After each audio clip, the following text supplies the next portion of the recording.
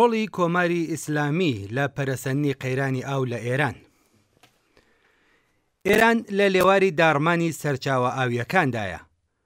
لە ئێستادا زۆرێک لە شارە گەورەکانی وەک تاران، ئیسفەهان و یەزد بە توندی لەگەڵ کەمی ئاو بەرەوڕوو بوونەتەوە و ئەم بابەتەش مەترسیەکی جددی لەسەر ئەمنیەتی خۆراک و تەندروستی گشتی دروست دەکات.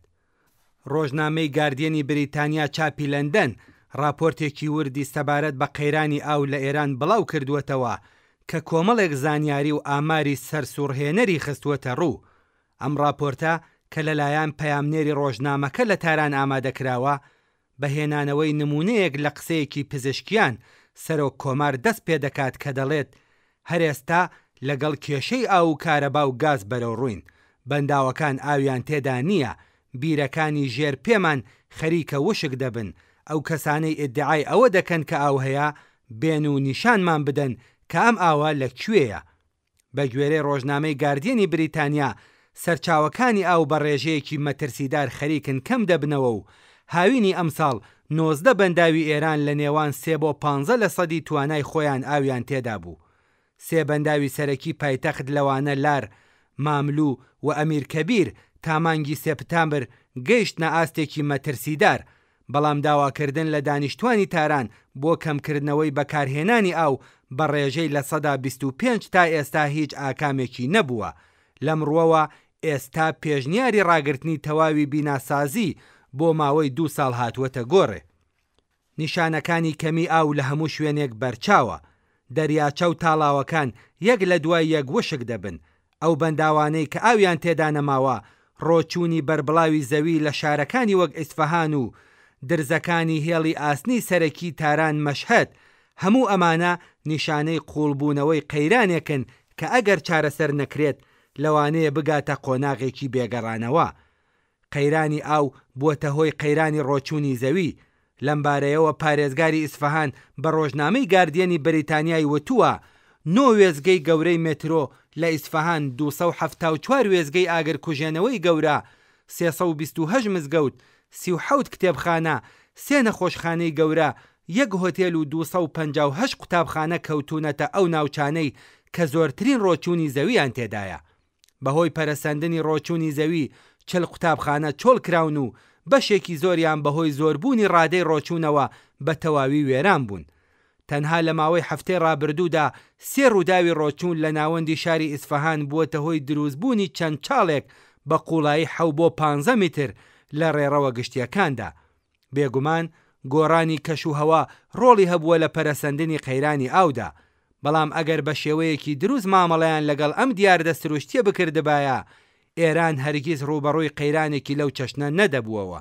بە چاوخشانێک بەسەر ڕۆڵی هۆکارە مرۆییەکان لە قوڵبوونەوەی قەیرانی ئاو، ڕەهەندەکانی ئەم کارەساتە بەڕوونی دەردەکەوێت. یەکەم، بەکارهێنانی لە ڕادەبەدەر و ناپێویستی سەرچاوە ئاویەکان. کشت و کاڵ کە 90% ئاوی وڵات بەکاردەهێنێت تەنها 10 بۆ 12% بەرهەمی ناخالسی ناوخۆیی بەرهەم دەهێنێت. بۆ نمونە زەویە کشت و کاڵیەکانی دەوروبەری دەریاچەی ورمێ کە ئێستا بە تەواوی وشک بووە لە ماوەی 3 دەی ڕابردوودا لە 300,000 هێکتارەوە بۆ 700,000 هێکتار زیادی کردووە. ئامارەکانی حکوومەت دەری دەخەن کە بۆ 8 ملیۆن هێکتار زەوی 1 ملیۆن بیری ئاودێری هەڵکەندراوە. دووهەم، بەکارهێنانی ئاوی زۆر و بەرهەمی کەمی کشت و کاڵ، کەڵک وەرگرتنی کەم لە تەکنۆلۆژیای ئاودێری مۆدێرن لەوانە دڵۆپەیی، بارانی کۆنتڕۆڵ کراو وە خراپ بەڕێوەبردنی کێڵگەکان دەبێتە هۆی بە فیڕۆدانی ئاو. نەبوونی بەرنمەیەکی دیاریکراوی حکوومەتی سەبارەت بە کاری کشت و کاڵی، پەرەپێدان بەو بەروبوومانەی کە پێویستیان بە ئاوی زۆر هەیە، لەوانە برنج و هەندێک لە جۆرەکانی میوە لە ناوچە وشک و نیمچە وشکەکان گوشارێکی زۆری خستووەتە سەر سەرچاوەکانی ئاو. سێهەم، دامەزراندنی پیشەسازیەکانی بەکاربەری ئاو لە ناوچە وشکەکان. ڕووبار و چەمەکانی ناوەڕاستی ئێران بەم هۆیەوە وشک بوون. هاوکات تێکەڵبوونی پاشماوەکانی پیشەسازی و کشت و کاڵی وەک قڕکەر و کووت و هەروەها پاشماوەی شارەکان لەگەڵ ئاوی ڕووبار و سەرچاوەکانی ئاوی ژێرزەوی ئاوی خواردنەوەی ئەو ناوچانەی پیس کردووە. چوارەم، دروستکردنی چەندین بەندا و بەبێ هەڵسەنگاندنی تەواو بۆ لێکەوتەرژینگەی و کۆمەڵایەتیەکان لە زومرەی هۆکارەکانی دیکەی خراپتربوونی قەیرانی ئاوە. پێنجەم، پەرەسەندنی دانیشتوانی شارەکان بەبێ هەبوونی پلانێکی گونجاوی ژێرخانەکانی ئاو و ئاوەڕۆ. شەشەم، بە فیڕۆدانی ئاو لە تۆڕەکانی گواستنەوە و دابەشکردن بەهۆی کونبوونی بۆری و دامەزراوە ئاویەکان.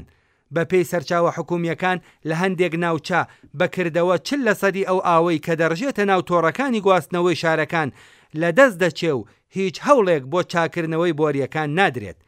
حوتەم، نەبوونی وەبەرهێنان لە تەکنۆلۆژیای سەر لە نوێ بەکارهێنانەوە یان ڕسایکڵکردنی ئاو، نەزانی و پرۆژەی نازانستیانە، مافیای پیشەسازی و ڕاندخۆری سپای پاسداران و گەندەڵی جێگیر لە ناوەندە حکوومیەکان هەمویان دەستیان داوەتە دەستی یەکتر و زیانێکی لە قەرەبوو نەهاتوویان بە سەرچاوەکانی ئاوی سروشتی گەیاندووە. یەکێک لە لێکەوتەکانی قەیرانی ئاو لە ئێران بریتیە لە ڕۆچوونی زەوی.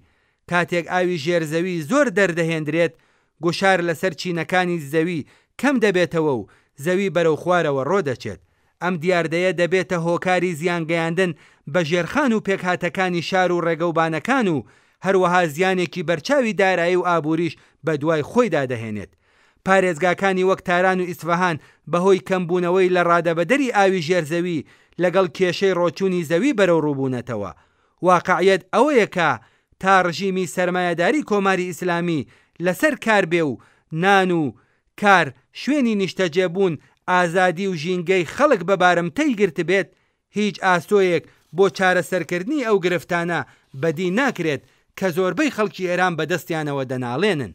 ئەم دام و دەستگا ئیداریە گەندەڵەی کە ئەم ڕژیمە پەروەردەی کردووە توانای ڕوبەڕووبوونەوەی کارەساتە سروشتیەکانی وەک وشکە ساڵی، چارەسەرکردنی بنەڕەتی و کێشە پێکهاتەیەکانی کەمی ئاوی نییە. بۆ ئەم ڕژیمە بەردەوام ئەولەویەت بریتی بووە لە سەرکوتکردنی خەباتی عەداڵەت خوازانە و ئازادی خوازانەی جەماوەر و زیندانیکردنی دژبەرانی. ئێران لەسەر دەریایەک لە سامانی سروشتی هەڵکەوتووە.